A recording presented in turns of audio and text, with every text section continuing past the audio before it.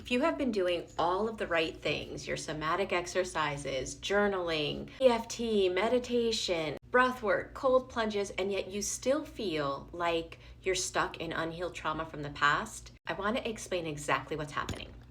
Oops.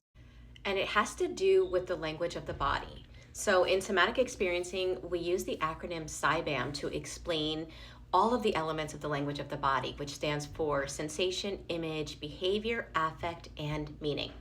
So if you're changing your state, it's wonderful. You're experiencing a temporary relief.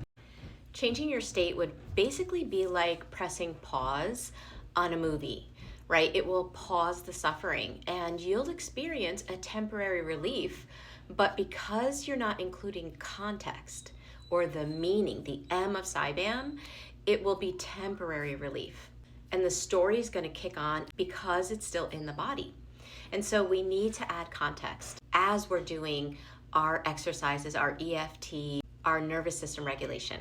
And so what I mean by that is if the story from your past is people aren't safe, I'm not safe to be myself, I'm unworthy, I'm less than, there's something wrong with me, then changing your state is going to help you to feel better at that moment, but that story is still there.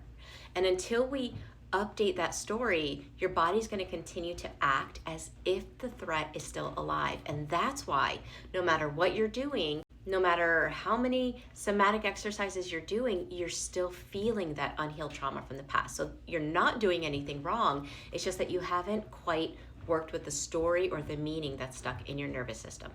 So those beliefs are the meanings that your body learned through its traumatic experiences. And when we become adults, our nervous system is still operating with those childhood meanings active in the body.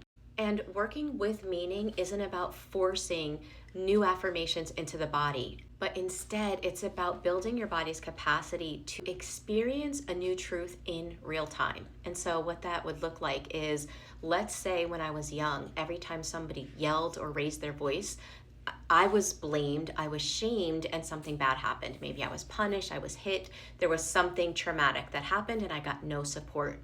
Well, as an adult, somebody can raise their voice and I'll go into freeze. Why? Because the meaning that voice is raised means something bad will happen. It's an overcoupling in my nervous system. It gets turned on without my conscious consent. And so as an adult, if that's the case, anytime somebody raises their voice, it could be a stranger. They could be raising it at someone else. If that's the story you have in your body is going to react as if you're in danger. You'll feel freeze come on. So changing your state might be, I notice the freeze and maybe I do an exercise like I do a few diaphragmatic breaths, or maybe I use my eyes to orient and all of a sudden I feel a calm come in. Well, if that's all I do and I go throughout my day, guess what? Anytime somebody raises their voice, the same thing's going to happen. I'm basically putting out a pot for a leaky roof. I'm in symptom management instead of actually healing at a core level. But when you add context, in other words, you hear somebody raise their voice, you feel that sensation come on of the freeze trauma response, and you notice with curiosity, like, oh, my body believes that raised voices equal danger and that my needs don't matter and that something bad is about to happen. And I have to disappear in order to stay safe, thus the freeze response.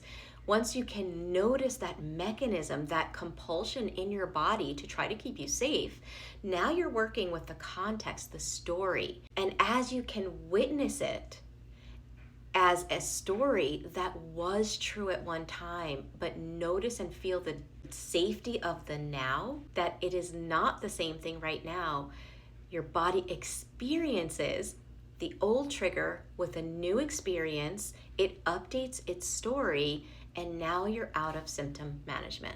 Now, I'm saying this quickly as if it's a 1, 2, 3 thing. It is not, because remember, you're working with your subconscious mind and your nervous system, which is a habit mind, and both of these learn through repetition plus emotion. So it's not the one time you work with meaning, but it's consecutively. Every time you notice that freeze, you notice the meaning that you learned from the past, and you update it by showing your body who you are today.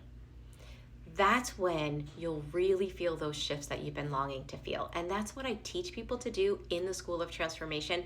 I consider it to be like a nervous system gym membership, where through time, consistency, repetition, we strengthen the resilience in our nervous system so that we can uproot trauma at a core level and therefore experience true relief from unhealed trauma from the past. There is still time to take advantage of the 30% off coupon, which will expire the 31st of December. So come join us live and experience the shifts that you've been longing to experience.